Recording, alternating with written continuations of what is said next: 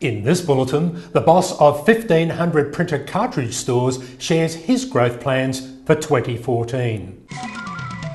From across the planet, Recycling Times keeps you in touch with the latest computer printing news. Hello, I'm David Gibbons. The way consumers print their documents in 2014 is different. The global financial crisis, the advent of tablets and mobile printing, and the managed print services business model have had a combined impact. So, fewer printers and print consumables are being purchased than 2 years ago. But some are not taking this lying down. Rod Young, the CEO of 1,500 Global Cartridge World Store Network, sees many opportunities for growth. And he joins me here. Hello, Rod. Tell me, what is actually your role as CEO of Cartridge World Stores? Yes, my role as Global CEO and Executive Chairman of Cartridge World. And that sounds like a fairly full book, but I'm very ably assisted by country leaders in the UK, in France, where we own our businesses directly, in Australia, where we have our Australian office that was the embryo of our business, and we have a senior executive there running the Australian and New Zealand business, and we have a team up here in Asia, and in North America we have our global CFO, Bill Swanson, and he is also the CEO of the Americas. We also have a very dedicated executive in Harry Stubos, who has two major roles, and one is in global procurement, where we're focusing on quality of product and source of supply, and the second is network development, as we're adding more stores and more markets to our already global business. So tell me, which global markets and which business markets is Cartridge World particularly interested in and growing in? Well, the ones we're particularly interested in are in Asia. We see that market growing significantly. That's not to say that we're ignoring the rest of the world. We have a very large business in Australia and North America, and especially in North America we see very significant growth for our business there. Europe is recovering and we see some very interesting opportunities there, but we see our big growth markets being in following the trend of global economies, and that is into the Asian markets, China, here in Hong Kong. We have recently established a Hong Kong trading corporation, and we're in the market selling directly to our customers in the market here, as well as facilitating the development of the other Asian markets from our Asian office here. Cartridge World is very well known for being able to work with small office, and home consumers. Is this the area, the market that you want to continue seeing Cartridge World growing in and strengthening in, or do you see that there are other markets as well? Well, we're consolidating that market and we're growing our market share in that market. But just as the bigger players tend to come down from the bigger businesses as they're finding markets tough there, we're actually pushing up in this market. And at this Asian conference, we'll be announcing a major client that we've won in one of our markets. I'm not going to convey too much more of that detail, but we're very pleased with the brands that we're doing business with. And the businesses that we do business with around the globe would absolutely surprise most organisations. We do business with the major corporations of the world in many markets across the world, and that's the opportunity we see that will continue to grow in. I mentioned at the beginning the aftermarket consumables industry is different to what it was even just 5 years ago. Look, I think that it's a question of the change in technology and the combination of the change in complexity and the change in margin. The OEMs are really amping up their technologies to make it more difficult for the aftermarket industry.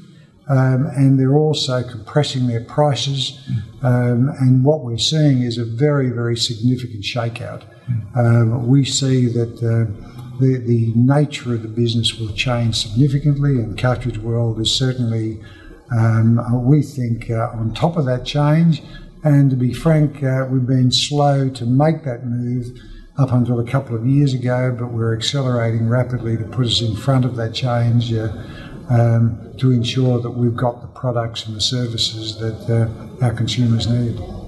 So Rod, how will Cartridge World change to adjust to these times, or what does Cartridge World need to do to adjust?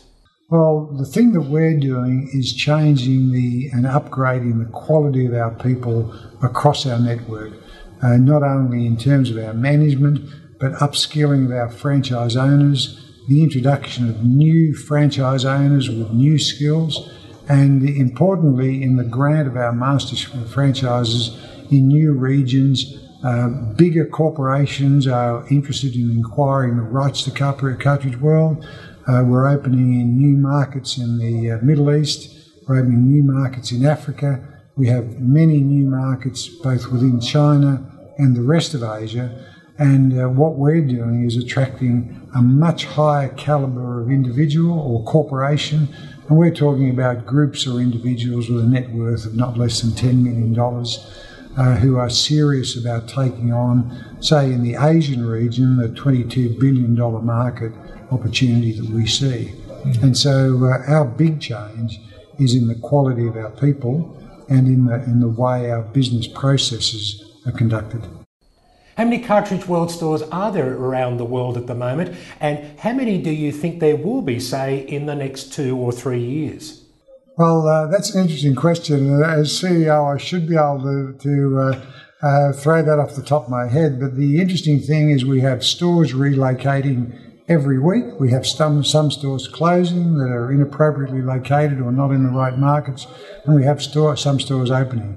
At the moment, we have around about 1,500 stores across around about 50 countries, and we're opening just in the next 3 or 4 months. We'll be opening in another 3 or 4 countries around the world, and that spawns a whole raft of new stores.